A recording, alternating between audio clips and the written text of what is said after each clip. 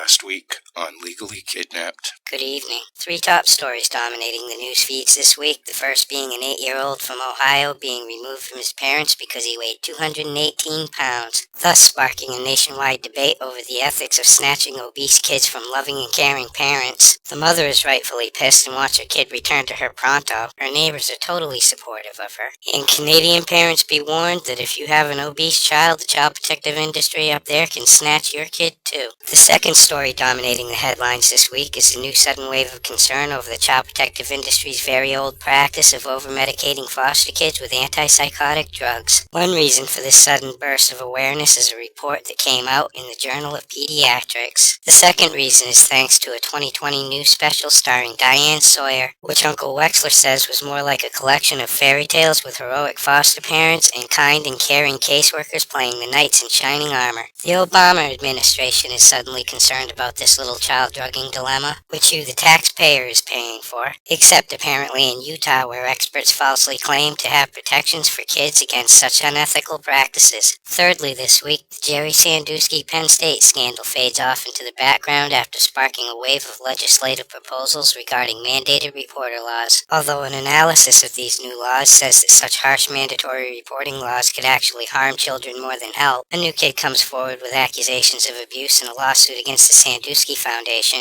and Jerry himself gives an interview to the New York Times saying that he's not the monster that everyone made him out to be and he didn't engage in sexual acts. In Arizona this week, a task force of system sucks hears about the past failures of the state's child protective industry, and as a solution, the leader of this group suggests letting police in on the action with joint child abuse investigations. Connecticut is looking into putting GPS devices into state-owned vehicles so that they know what their CPS agents are up to while using them, and there is a movement in Michigan to make court-appointed special advocates mandated reporters of child abuse. The governor of Kentucky orders the state's child protective industry to release the records on the deaths of children due to child abuse and neglect to the media, even as Kentucky's child welfare cabinet is claiming fewer child fatalities this year. Some states are now able to use federal funding formerly designated for foster care to in-home adoption and family preservation services. And in Alabama, a parents' rights group alleges that the state profits off of broken families thanks to a federal incentive that gives the state $2 for every $1 it collects in child support payments. The U.S. government considers changes to child labor laws which would prevent kids from working on their parents' farms, while presidential candidate Newt Gingrich won't back off of support for relaxed child labor laws by saying that poor kids don't know how to work unless it's illegally, like selling drugs or something, and that poor children are just as lazy as their welfare-grabbing parents. In India this week, all 44 kids from an orphanage where a 13-year-old girl got pregnant have been removed. Ghana, Africa can't keep up with its own child protection laws, and there is a rise in the number of male children being abused in Ghana's foster care system. In South Korea, international adoption quotas are leaving male and disabled children behind. A Russian official is upset over the acquittal of an American who was accused of killing his adopted Russian son, and global food giant Nestle is going to take action against the use of child labor on its cocoa farms on the Ivory Coast. In Australia, an expert calls for greater emphasis on educating children to help reduce instances of child abuse. The Uniting Church of South Australia admits to forced adoptions of the past were highly likely. The Australian government is also considering a proposal to force parents to medicate their ADHD children. And a real mother gets an apology from the court for the removal of her children for refusing to visit their father. In Canada, a foster care agency supervisor who also took foster kids into his own home is facing charges of possessing child pornography. Children's Aid Society agents in Ontario are on strike crying over workloads, job security, and workplace safety. A trial date is set for a former foster parent of the year who molested boys in his care. And in England, the head of the secret family court, Lord Justice Wall, has personally taken over 2 cases where the parents were wrongfully thrown in jail awaiting trial on child accusations while being kept separated from their children. In entertainment news this week, Party of 5-star Jeremy London's ex-wife is told to stay away from their kids by the child protective industry after sicking police on him claiming domestic violence a week before. A former child star manager manager is arrested for sexually abusing a former client, and the ex-wife of Usher tries to take his kids away from him. A gay couple from Connecticut is accused of sexually abusing 2 of their 9 adopted children. A foster mother from North Carolina gets busted for having an inappropriate relationship with an 11-year-old. A foster mother from Michigan is accused of leaving a 14-month-old baby in a hot car where he died. A teenager from New Jersey admits to stabbing his foster father. In Tennessee, an adoptive mother gets life in prison for killing her newly adopted 4-year-old. A Massachusetts couple gets jail time for the harassing of a state lawmaker, including filing a false report of child abuse. A school principal from Wisconsin is accused of interfering with a child abuse investigation against a teacher. And a 13-year-old from New Mexico was arrested for burping in gym class. In Georgia, an illegal immigrant couple caught up in deportation proceedings is fighting to get their kids back from the clutches of the child protective industry. In Idaho, a neighborhood committee comes together in opposition of a group home for troubled youth setting up shop in their neighborhood. In Nebraska, 17 laptops were stolen from a DHS office. And in New Mexico, a brother finds the triplet sisters who he was separated from 52 years ago. In Wisconsin, a group contends that a family court commissioner is anti-man as more and more fathers feel like the court is stacked against them in divorce cases. And Oregon officials won't let a man who is called daddy see the kids because even though he raised them and cared for them as if they were his own, he's not the biological father. In Washington, a state agency is being sued after placing foster kids with pedophile priests at a Jesuit-run school in Omak back in the 50s, 60s, and 70s. And another lawsuit is filed against the Washington child protective industry by a real mother whose son died in a foster home back in 2008. The New York parents who tried to rescue their 8 kids from the foster care system speak out about their ordeal on television.